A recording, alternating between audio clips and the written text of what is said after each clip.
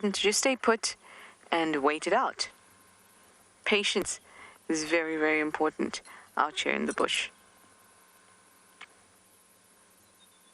I did manage to get a piece of the paper wasp nest though.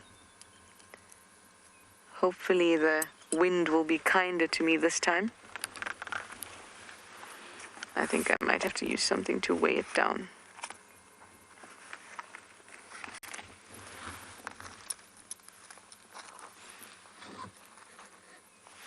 There we go. How awesome is that? You can see really clearly that's a nice one where you can see the hexagonal shape very clearly. Some of the others are slightly rounded, and that's because of the thickness of the walls of the actual nest. And there seems to be a bit of what could have been one of the brood that didn't make it. And these are from last year, remember, so this is very, very dry. I'm going to have to hold it. Let me try and, sorry BK, I just want to try and get this one out.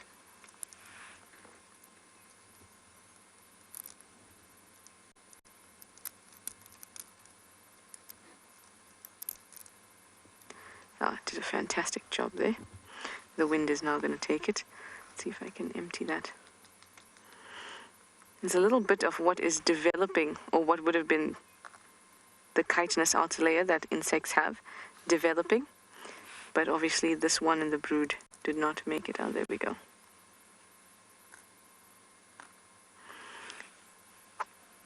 You can also see here that there's little doors. I'm just going to have to hold it because of the wind. Little covers to these, and when larvae hatch and they're done developing, they break out of that. It's very, this is also a nice angle down there. You see that? You can see they're very long. So what would be a small tiny larvae that big in there grows and grows and grows and fills up this space and then pops out. It's very paper mache-y. Squeeze, squeeze, squeeze. Look at that.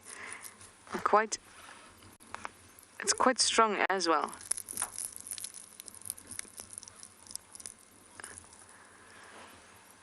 Chain dial, that's exactly what I'm trying to show you. You'd like to know how strong it is. Pretty strong. There we go. It took some effort to actually pull it apart. You can tear it quite easily, but to pull it apart, it takes some effort. I would say almost just like paper mache. It seems like it's super, super brittle or weak, but in fact it takes some effort to pull it apart. My nest went flying. Again, I have to look at the Impala so you don't see my disappointed face.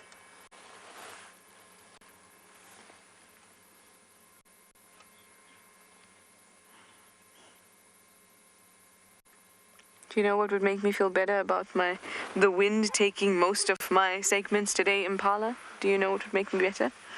If you start alarming and showing me that the leopard is close by, because then I'd be very, very happy.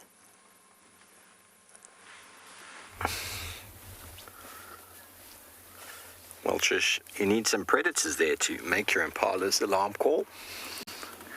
Otherwise, they won't.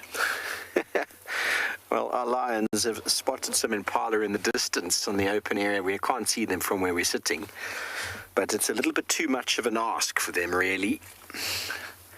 You know, that sort of mindset, you're sitting down on the couch and you want something from the fridge, but you just can't go. Yeah, that's what's going on right now. You weigh up all the options about getting out of bed or off the couch or whatever it might be. Maybe it's cold, maybe it's hot, maybe it's far, maybe you're just very lazy. These are all things that animals weigh up every moment when it comes to energy consumption. We think about it, animals think about it.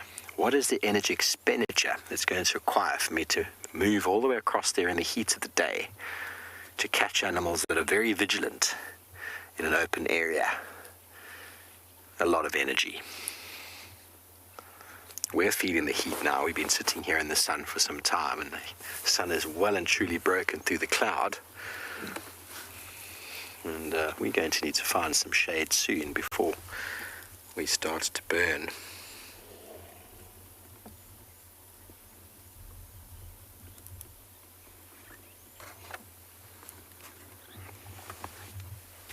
That just sums it up, doesn't it? Now she just plops down.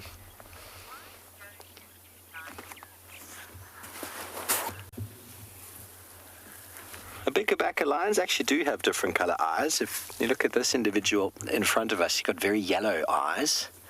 And there's some individuals, some of the adults who are probably the parents or the mom, have got the same color eyes. And then Amber Eyes has got very dark chocolatey eyes, and a couple of the cubs, which are probably hers, have got the same. So lions get from sort of yellow to golden to brown eyes. So they do indeed have changes, and it's actually quite noticeable. Our leopards as well have slight changes in their eye coloration. And I've no doubt lots of it's got to do with genetics, the traits that are passed on. The importance of pale versus dark eyes in predators, I couldn't tell you. I couldn't tell you the difference. But they must have something. There must be some added benefit or not. But this pride is littered with different coloured eyes for sure. And some of them, even one of the younger lionesses, had the nickname of Pale Eye. And then Purple Eye has got a purple eye, but that is because she was injured in the eye, most likely by a claw or even a hoof, I'm not sure. And so her eye is completely covered over. The cornea is completely... Let's see if we get this cub's eyes here. What colour are you? See, you've got a yellowish sort of... Ooh, I'm going to see if I can get some milk. Come on.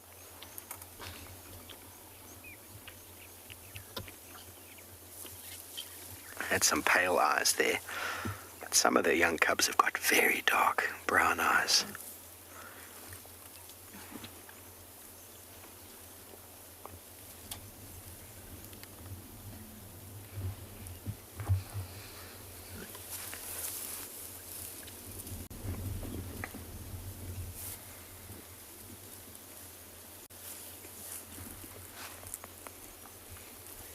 Oh, that was hard work. See, the energy requirement to move over and try and get milk from that adult. See the pale eyes. Oh, hello. I'm upside down. The energy requirement to go and get milk from that adult was weighed up. And now it's gotten there. It's realized, oh, that was a waste of energy. Let me go to sleep.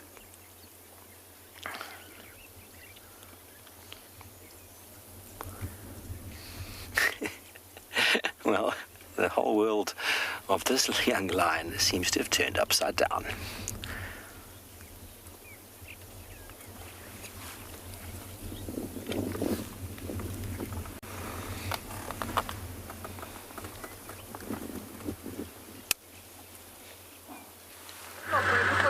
Okay, yeah, welcome back, guys. Yeah, and I have striped ones here again. They were dust bathing, but they decided not to continue for some reason unknown to me. I wanted to really share that with you. This is a gang that was dust bathing. I don't know if they're gonna do it. When they do dust bathing, they go down on their backs and they try to do a 180 using their backs. That is to add a layer of dust onto their skin and hairs that, smothers whatever is there. It could be flies, could be mites, could be, other insects. Also, it will act as a sunblock when it gets too hot. I don't know if they're gonna do it again. Looks now is tail wagging time. Interestingly, none of the zebra stripes are the same, and that is one very unique one. It's actually a beautiful backside of a male, zebra. There's no two that are the same. They're very much like our fingerprints. Yeah.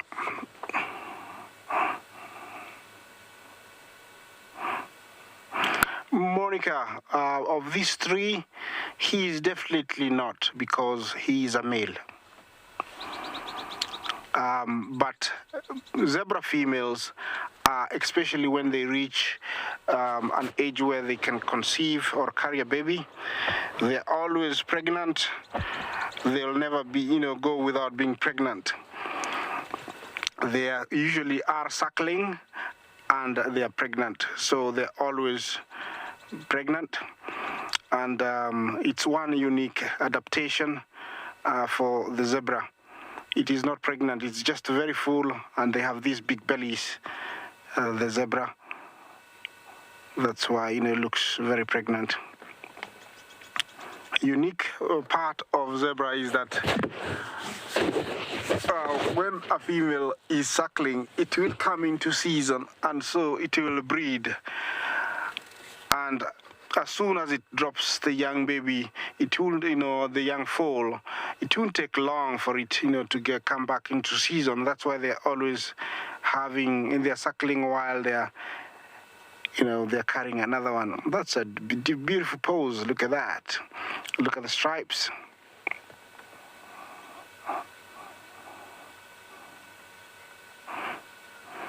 Their legs twitch. I think there could be a kind of sensitivity, and they are able to move the skin to ease that sensitivity or itch.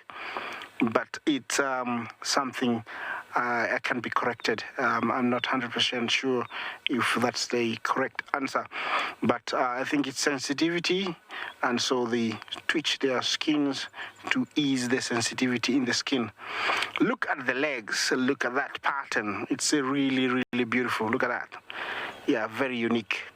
It's sometimes nice to just focus on one and have a look at it keenly and see, look at the tail. It looks like somebody has been doing some very nice braiding. The legs are, beautiful painted, you could think. Yeah, it's just an amazing coloration, amazing, mix of patterns. Yeah, there's somebody passing, and that's why he said, I'm not staying. Yeah, excellent. Yeah, there's more to the right over here. Yeah, they're heading out into the plains. Yeah, I think in the coming days we'll be having a huge zebra crossing, and we will be sharing it with you because this is an animal that we haven't seen them cross, but we will be seeing them quite soon because they're edging onto the river. Yeah, and I'm hoping, we can really share this with you because, I stayed there, but they didn't cross. I'm hoping to share it with you.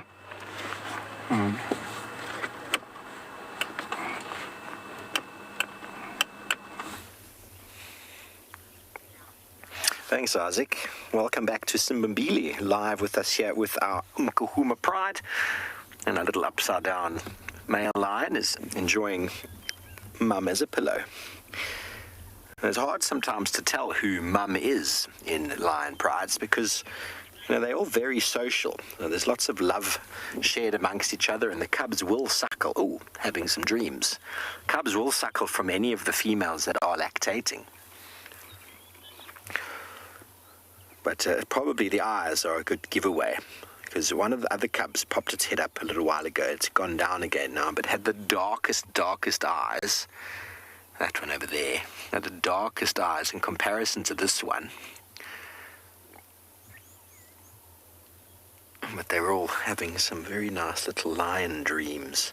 They're probably thinking about chasing buffalo through the long grass or riding a giraffe through the thickets. I always wonder what these animals dream. No doubt they do dream. You sometimes see them kicking their legs or moving a little bit.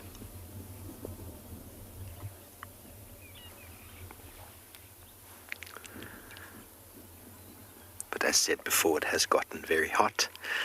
They've all scooted underneath the shade of this tree, and we can almost be certain they'll be right here this afternoon.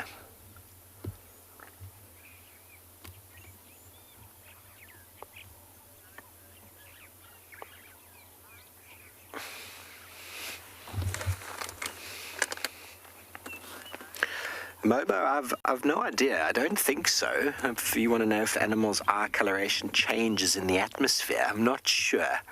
And I think animals are, for what I know, I'm honestly no expert about eyes. Trishala's actually, she knows almost everything there is to know about eyes.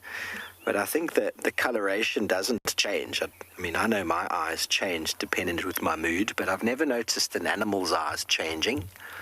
And I might just be a bit weird. So who knows? But definitely the environment that animals find them in, different eye color would benefit them versus lighter versus darker. You know, when you get very dark eyes,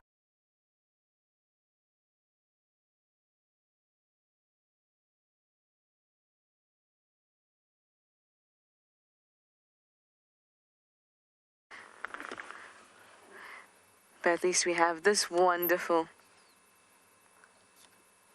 elephant.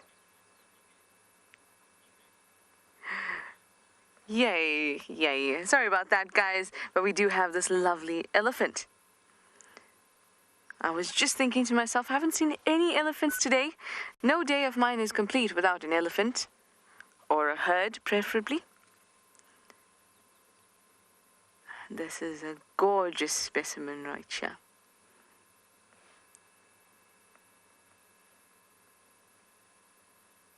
They bring me such peace when I watch them in the bush. And when you feel it, that peacefulness and this content when you watch them, it's hard to believe that they can be aggressive if provoked, and they can be quite dangerous. But like any animal out here in the bush, they are potentially dangerous. You know, we were looking at rock monitors, the water monitors. They can be ferocious.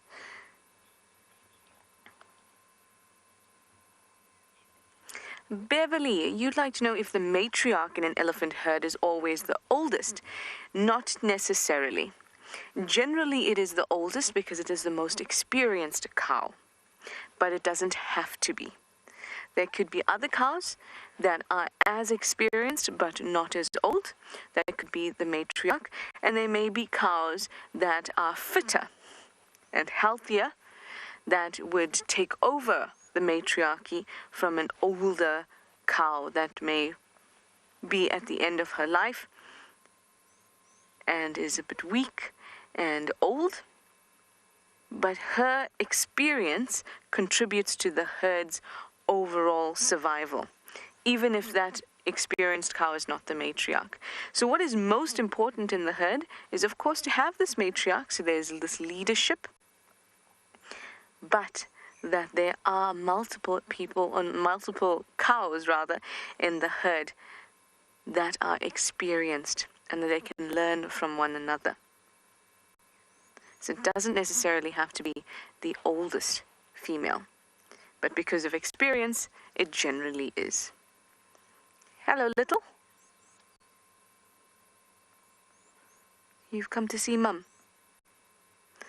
Elephants have this amazing ability to pop out of the bushes without you seeing them.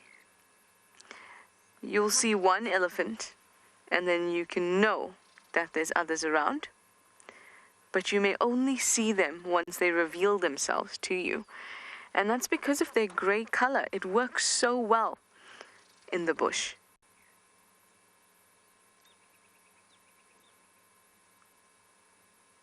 They're a bit far now, but I can hear them faintly crunching away.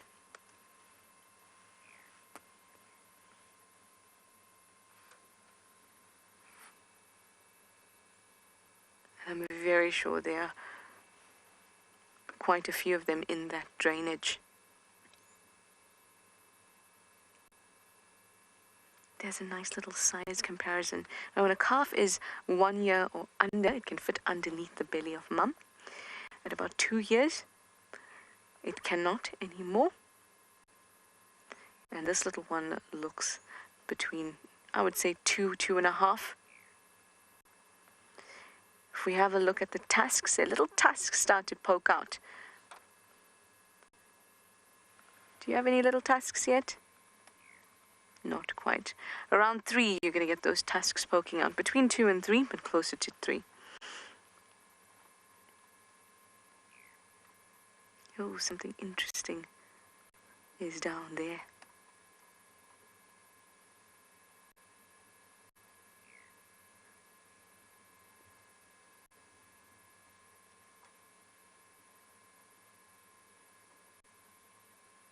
My day is now complete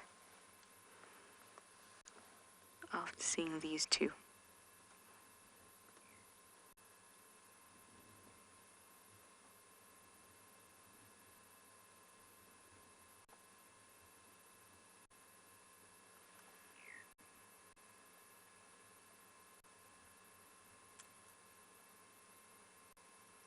Such silence.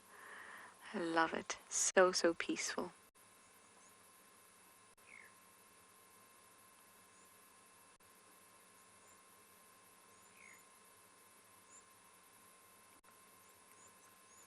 I especially like when we're far away from elephants. You can see that we're pretty far at the moment. And they walk towards you. I love that. And you get a whole host of them. They know that you're there, and they are so comfortable with your presence that they feel relaxed enough to come through and walk right by the vehicle. Of course, they will lift up their trunk and say whatever it is they say to you. Possibly, I see you, and my body's bigger than your car, or something similar to that effect. Possibly, or they could just be saying hi, who knows, but they definitely acknowledge you. And that's too precious.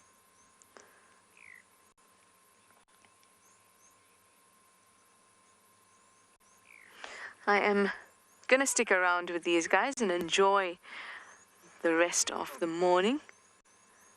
Hopefully more will come out of the bushes.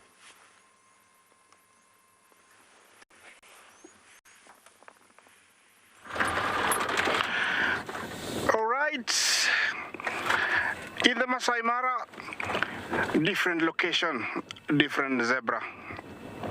Yeah, I don't think I showed you a young one like that one, a young foal like that one. Same zebra, but as I said, different location. Interestingly, this is a different habitat. We were by the river, which we call it the riverine habitat. And here we have in what is called a wooded savanna. Wooded savanna is a mixture of shrubberies or bushes and grass. And here is another heaven of these animals. You can see they are very scattered, very happy, enjoying the grass. I don't know what is hard. Maybe there's a mouse or a bush rat over there that's making some noise, rustling, and so she was listening. Yeah. If you look around the habitat here, it's really amazing.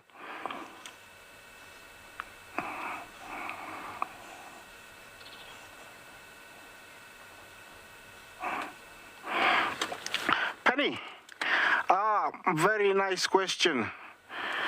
I don't have my animal Bible here or animal book here, but I assume they prefer more arid and hot areas. Here it's not well adapted for them, I would say.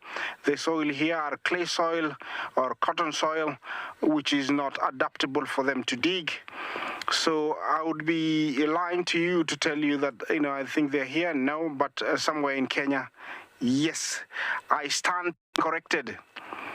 And I bet you, let me reassure you, this afternoon I'll confirm to you if they're found in the Mara. But I'm actually thinking they're not found, but let me confirm to you this afternoon.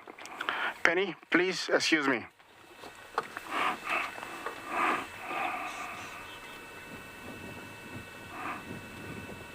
predators? Do zebras confuse predators with their stripes? Of course they do, because they don't see in color. Looking at those stripes, and actually when there is many together, we call them dazzles, it becomes, continuous lines and confusing. I would call it a visual pollution. So they're not able to really concentrate on one because they cannot break, all of them and to actually focus on one. So definitely they do. And I have seen that happen when a lion aimlessly goes for a big herd or a dazzle of zebra, and it ends up being confused because they got spooked, ran in all directions, and it got left there, wondering, what happened. Yeah, let's...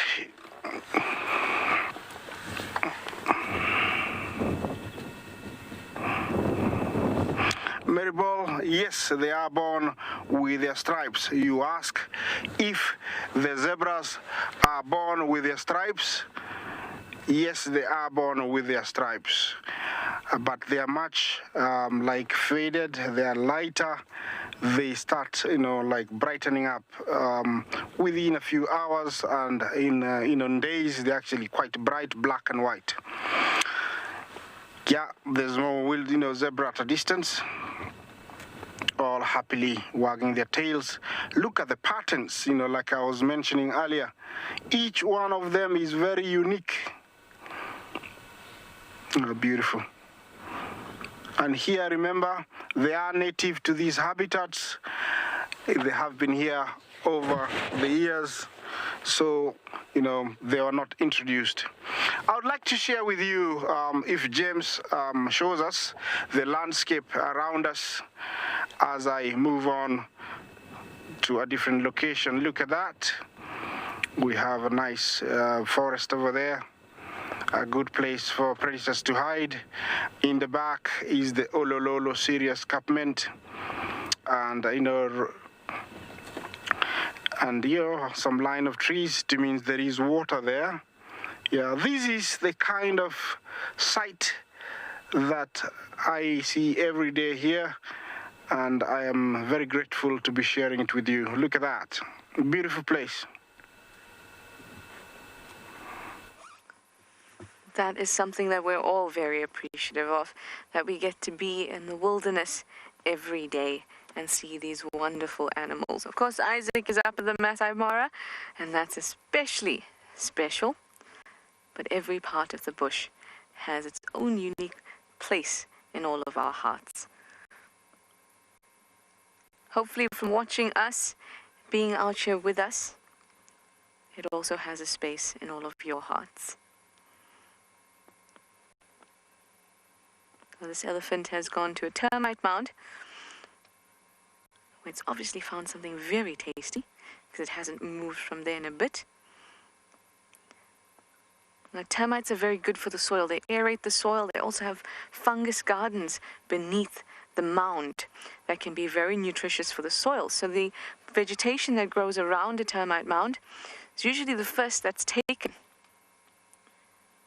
And that's why they can look quite bare at the bases.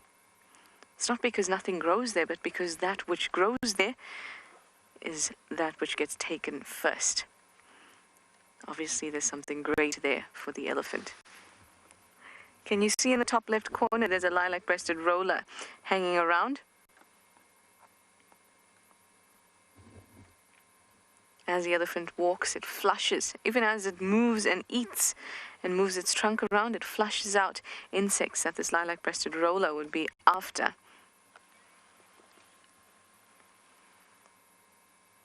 Amazing to watch how one thing can affect the other, benefit the other. That's just gorgeous. Now, the delightful face of this elephant is hidden by that knob thorn, a beautiful knob thorn at that. It's flowering.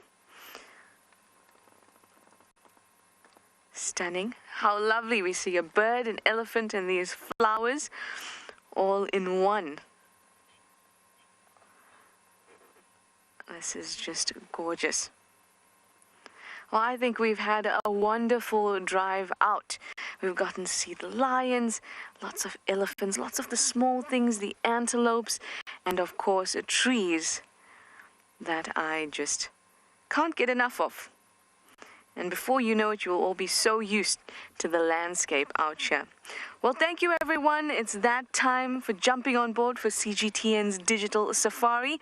Same time, same place tomorrow. We'll see you then.